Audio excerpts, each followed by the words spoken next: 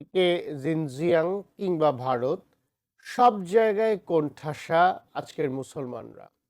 অথচ এই মুসলমানরাই বিশ্বকে নেতৃত্ব দিয়েছে সবচেয়ে বেশি সময় ধরে, যাদের হাত ধরে ইসলাম পৌঁছে গিয়েছিল ইউরোপ পর্যন্ত, অবদান রেখেছিল জ্ঞান বিজ্ঞান এবং চিকিৎসা শাস্ত্রে। অথচ আজকে সর্বত্রই যেন হাহাকার। বিস্তারিত তুলে ধরেছেন আরিফ হাসান।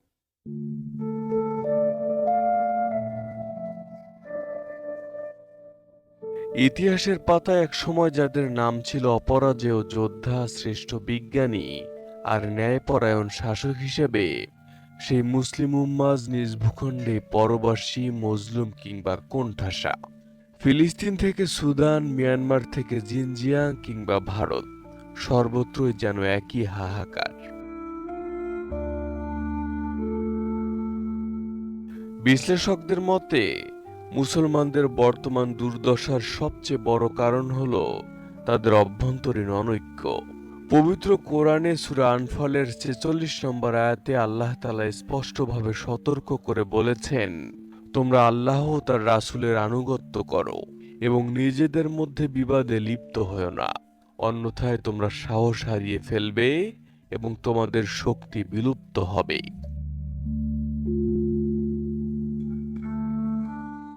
ইসলামী চিন্তাবিদদের মতে আজ মুসলিমরা কুরআন, রাসূল এবং কিবলা এক হওয়া সত্ত্বেও হাজারো ফরকা ও দলে বিভক্ত। আলেমদের ব্যক্তিগত জেদ আর ক্ষুদ্র আকীদাগত পার্থক্যকে কেন্দ্র করে একে অপরকে কাফের বা বাতিল বলার প্রবণতা মুসলমানদের বৈশ্বিক শক্তিকে শূন্যের কোঠায় নামিয়ে এনেছে। ফলে শত্রুরা খুব সহজেই এক একটি মুসলিম জনপদকে বিচ্ছিন্নভাবে আক্রমণ করার সুযোগ পাচ্ছে। রাসূলুল্লাহ সাল্লাল্লাহু আলাইহি ওয়াসাল্লাম বর্তমানে পরিস্থিতির ভবিষ্যদ্বাণী করে গিয়েছিলেন। তিনি বলেছিলেন, একসময় শত্রুরা তোমাদের উপর সেভাবে ঝাঁপিয়ে পড়বে যেভাবে ক্ষুধার্তরা দস্তরখানের উপর ঝাঁপিয়ে পড়ে। সাহাবায়ে কেরাম যখন জিজ্ঞেস করলেন, আমরা কি তখন সংখ্যায় কম থাকব? তখন তিনি উত্তর দিলেন, না, তোমরা সংখ্যায় হবে অগণিত, কিন্তু তোমরা হবে প্লাবনের স্রোতে ভেসে যাওয়া আবর্জনার মতো। আর আল্লাহ তোমাদের শত্রুদের অন্তর থেকে তোমাদের ভয় দূর করে দেবেন এবং তোমাদের অন্তরে ওয়াহান ঢেলে দেবেন। সাহাবীরা জিজ্ঞেস করলেন, ওয়াহান কি? তিনি বললেন, দুনিয়ার প্রতি মোহ এবং মৃত্যুকে অপছন্দ করা। আজ মুসলিম বিশ্বের হাতে অঢেল প্রাকৃতিক সম্পদ ও অর্থ থাকা সত্ত্বেও তা কেবল ভোগবিলাস আর আরামায়েশে ব্যয় হচ্ছে। ত্যাগের মানসিকতা হারিয়ে যাওয়ায় জাতি হিসেবে মুসলিমরা এখন আদর্শহীন এক জনসমষ্টিতে পরিণত হয়েছে। ইসলামের স্বর্ণযুগে আলেমরাই ছিলেন শ্রেষ্ঠ বিজ্ঞানী, কিন্তু সময়ের পরিক্রমায় মুসলিমরা কোরআনকে কেবল তিলাওয়াত আর ধর্মীয় আচার অনুষ্ঠানের মধ্যে সীমাবদ্ধ করে ফেলেছে। অথচ কোরআনের প্রথম শব্দ ছিল ইকর, মানে পড়ো, যা ছিল মহাবিশ্বকে জানার আহ্বান। ইসলামী জ্ঞান অনুসন্ধান করেই তৎকালীন মুসলিম চিকিৎসকরাই প্রথম হাসপাতাল ব্যবস্থা এবং শল্য চিকিৎসার আধুনিক যন্ত্রপাতি উদ্ভাবন করেছিলেন। আধুনিক চিকিৎসা বিজ্ঞানের জনক ইবনে সিনা, আল রাজি আল জাহরাবির মতো চিকিৎসকরা চিকিৎসা ব্যবস্থাকে পাল্টিয়ে দিয়েছেন। শুধু চিকিৎসা নয়, বর্তমান বিশ্বের ডিজিটাল বিপ্লবের মূলে রয়েছে মুসলিম গণিতবিদদের দেওয়া সূত্র ও সংখ্যাতত্ত্ব।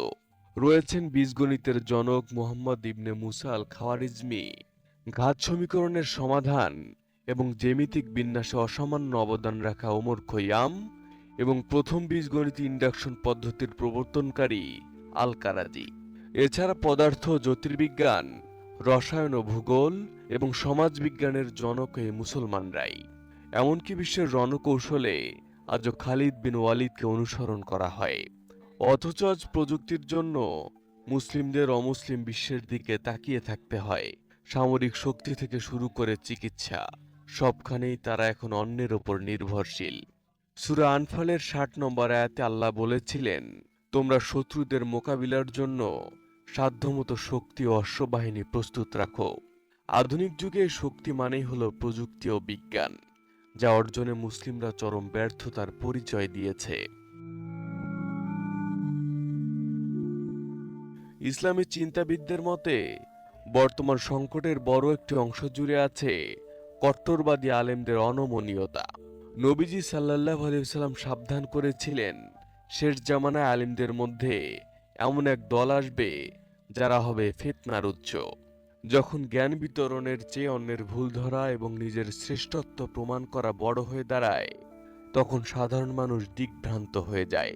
কোরআনের নির্দেশ ছিল প্রজ্ঞার সাথে দাওয়াত দেওয়ার, কিন্তু তার বদলে এখন চলছে ঘৃণার চাষাবাদ। এই সংকট থেকে উত্তরণের সমাধানও আল্লাহ বলেছেন। সূরা রাদের 11 নম্বর আয়াতে আল্লাহ বলেছেন, নিশ্চয় আল্লাহ কোনো জাতির অবস্থা পরিবর্তন করেন না যতক্ষণ না তারা নিজেদের অবস্থা নিজেরাই পরিবর্তন করে।